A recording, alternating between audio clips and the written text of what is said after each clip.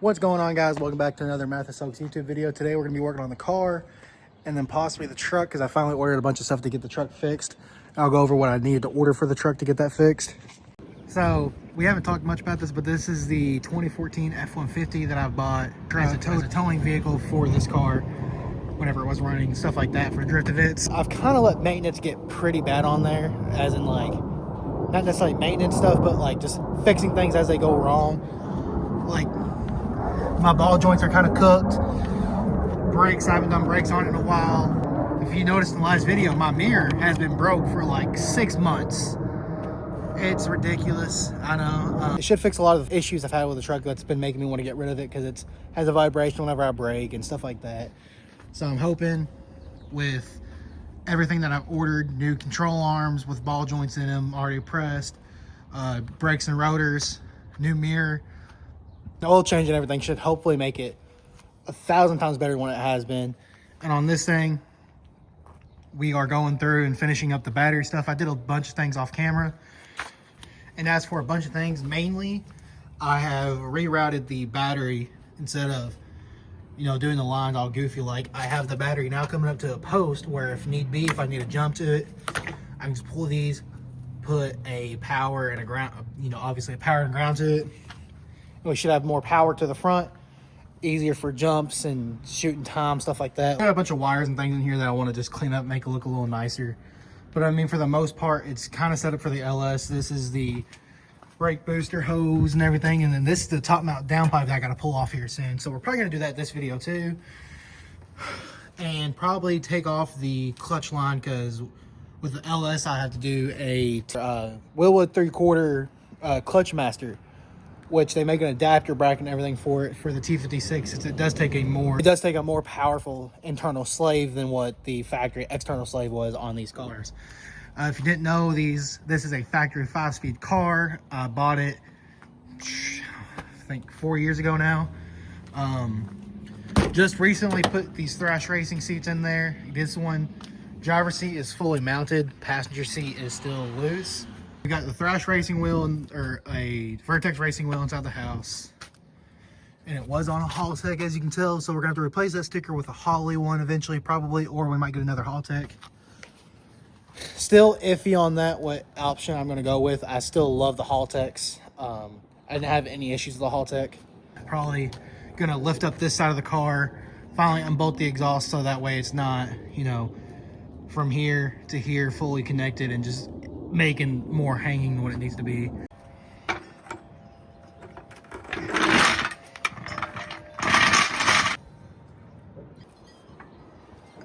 We are down under the 240.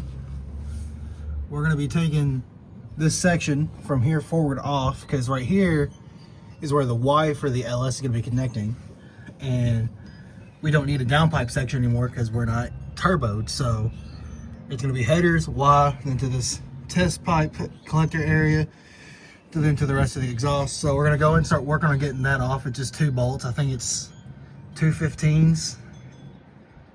I don't remember exactly. I think it's just 215s, and that should just slide straight off. Then we'll just pull it out through the hood, and just like that, we should be able to go ahead and go. Yep. Oh.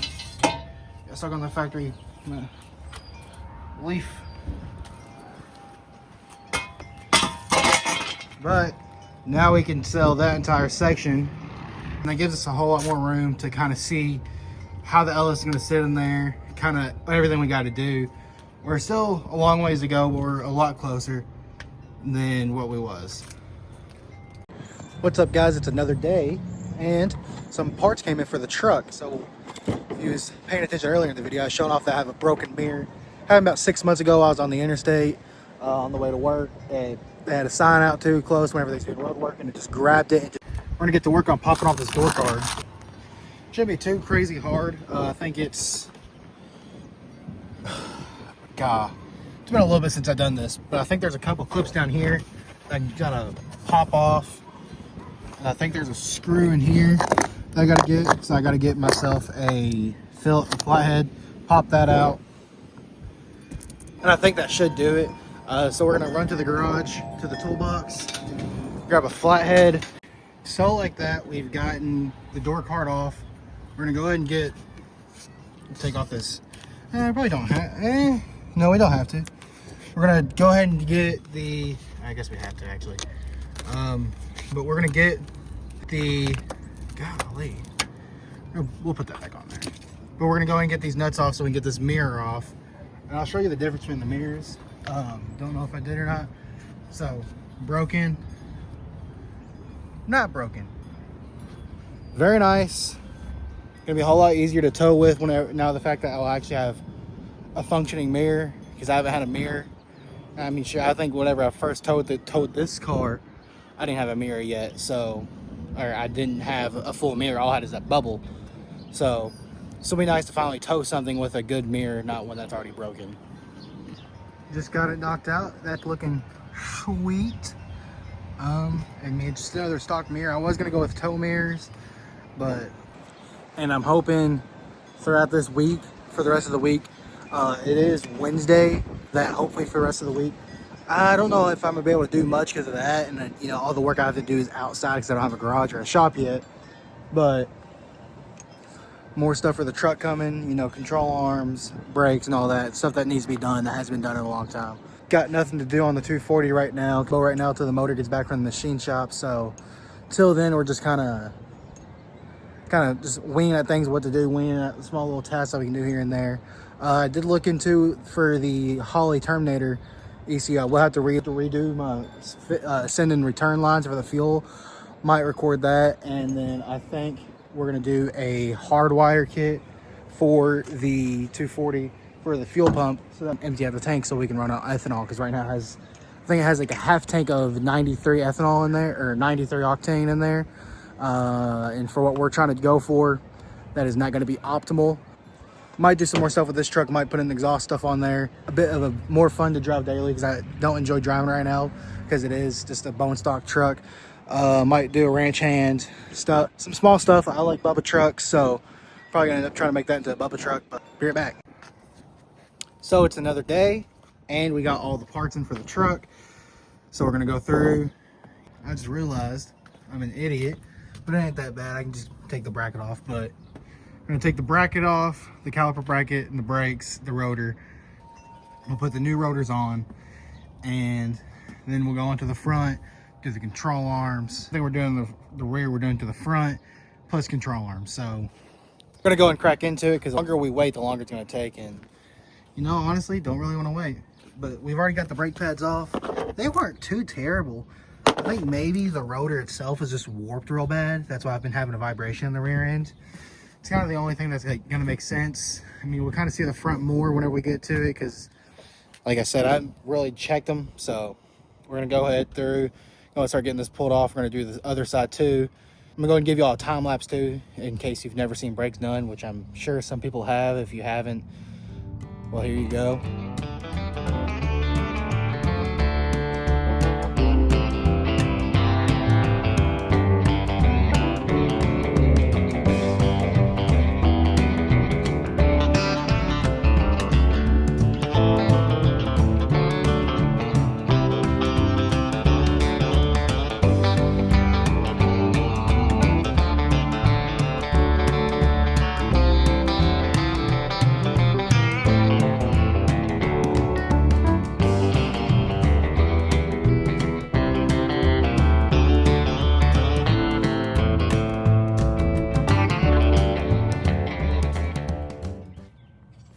And just like that, we've got the brake job finished in the rear.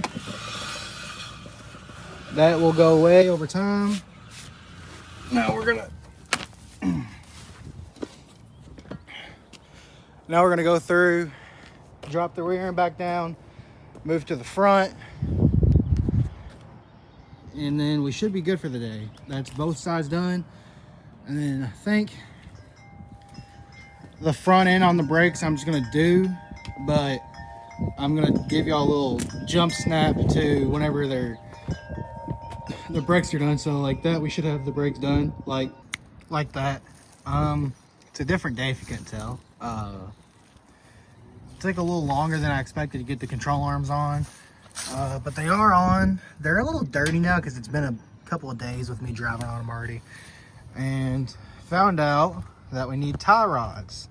outer tie rods, which isn't bad. It's not gonna be a hard fix, but we will need an alignment after that.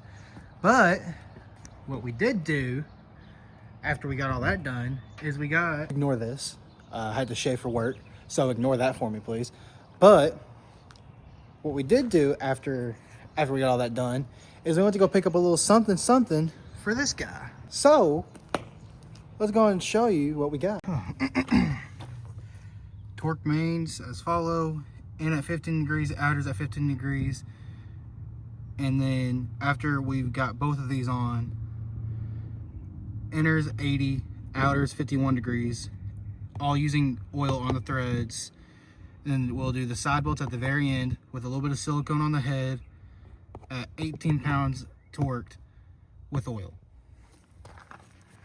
And that's the motor in the back of the bed. So, like you've seen, that was me going over the torque settings because I could remember. But I'm going to throw it in here for y'all of what we got to do for the lower mains, because that's what they're wanting. That's what they machine the block for whenever they's doing it. But got the rods and pistons assembled. We have the piston rings and bearings in here. Had to add weight to the crank, so that meant that they had to drill in there, add lead or whatever. I don't know what they use for it, but they had to drill into the crank, add weight, so that way we could have correct balancing for these bigger pistons, same factory rods. Here it is, it's back. We got a couple more parts to buy. We got head bolts and stuff over there, but we got a couple more things to buy. Like, we're gonna get new factory main studs or factory main bolts. I'm gonna put the bearings back in the block. I'm gonna put the cam in there, and you know, then we're gonna put the pistons and the rods with the piston rings on there. Get that tightened up. Then we're gonna get the lifters and the lifter trays, valley cover. Put the heads on the block with the LS3, because since it's 30 over, we need the 4.100, which is the LS3 head gasket. So we got the LS3 head gasket from BTR to put on there. And we're gonna put the head on there, and then we can go ahead and put the intake back onto the block for the first time. We got to get a valley cover. We don't have to do a super fancy one because the intake will cover it, but I don't want to get a cheap, ugly one. So we're gonna Motion Raceworks valley cover because they look pretty good. And then it's oil pump, front cover, and then we got to get ourselves an oil pan. I'm still doing research on what oil pan is going to work out best for what we're doing, because I do know, since we're going to be drifting in the car, a dry sump would be 1,000 times better. It'll save me more money to do a dry sump system, but we don't have the money for that. We're going to do a front sump pan or figure something out, but I think front sump is going to be our main and only option. Just for the main fact of I don't want to cut the chassis up more than I have to, because that would eliminate the fact of us doing a T56, maybe, or whatever we plan on doing. Well, that sucks. I just realized that as we was coming out. My windshield got a crack in it. That's just nice. ISO S13 front windshield. If you got one, let me know. Well, that's a bummer. But like I said, we don't want to cut into the chassis more than we have to. Obviously, we're going to do overs. That's different, but I don't want to have to modify the front subframe just to fit a oil pan that may not even be the final swap in the car. We don't know yet. This will be my first time having an LS car, so I think that's all we got time for today. But if you enjoyed today's video, like, comment, subscribe. Stay tuned for more action. Peace out.